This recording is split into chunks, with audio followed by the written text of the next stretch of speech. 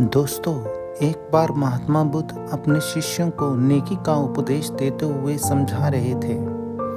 बुद्ध बोले, हे शिष्यों, बुरे काम को छोड़ देने पर भी उसकी बदनामी मिटाई नहीं जा सकती। इसीलिए हमें कभी भी जानबूझकर बुरे कर्म नहीं करने चाहिए। मानव के द्वारा किए गए छोटे से छोटे बुरे काम की बदनामी उसका पीछा नहीं छोड़ती।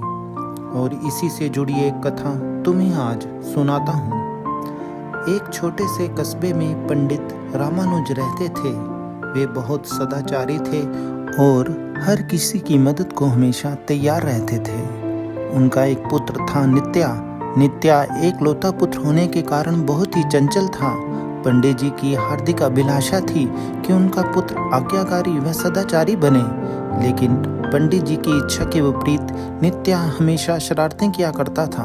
पंडित जी नित्या को हमेशा समझाने का प्रयास करते थे, परंतु अंत में निराश होकर उसे समझाना बंद कर दिया। जब कभी कोई उनके पुत्र की शिकायत लेके आता, अपने ही घर के मुख्य द्वार पर वह एक कील गाड़ देते। कुछ ही दिनों में दरवाजा कीलों से भर गया। एक दिन एक अंधा मुसाफिर उनके पास आया। पूछने पर उसने बताया, उनके बेटे नित्या ने उसकी लाठी छीन ली और उसकी खाने की पोटली कुएं में फेंक दी। ये सुनकर पंडित जी को बहुत दुख हुआ।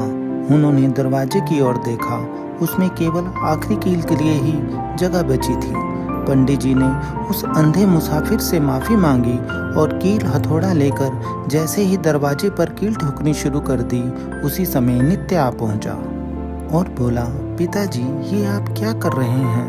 पंडित जी उदास मन से बोले, बेटा, तेरे ही दुष्कर्मों की गिनती कर रहा हूँ। नित्या आश्चर्य से दरवाजे पर लगी कीलों को देखने लगा और पूछ बैठा, क्या दरवाजे पर लगी कीलें मेरे कारण लगी हैं? इस पर दुखी पंडित जी बोले, हाँ मेरे नालायक बेटे, ये सब कीलें तुम्हारे ही दुष्कर्मों की सूचक हैं।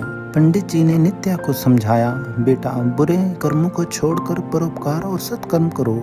अभी भी अवसर है, वरना शेष जीवन पश्चाताप में बीत जाएगा। ये सुनकर नित्या उदास हो गया। उसे अपनी गलती का एहसास हुआ और मन ही मन प्रण किया कि वह अच्छे काम करेगा।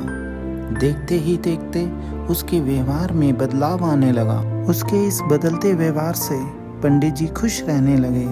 उन्होंने नित्या के प्रत्येक अच्छे काम पर दरवाजे पे लगी एक कील निकालनी शुरू कर दी। धीरे धीरे सारी कीलें निकल गई। एक दिन पंडित जी आंगन में बैठकर धूप सेक रहे थे।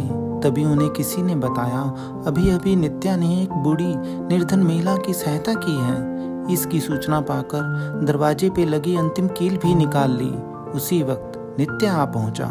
नित्या कभी अपने पिता को देखता और कभी दरवाजे को, और बोला, पिताजी, कील तो सारी निकल गई हैं, पर उनके निशान दरवाजे पर सदा के लिए रह गए।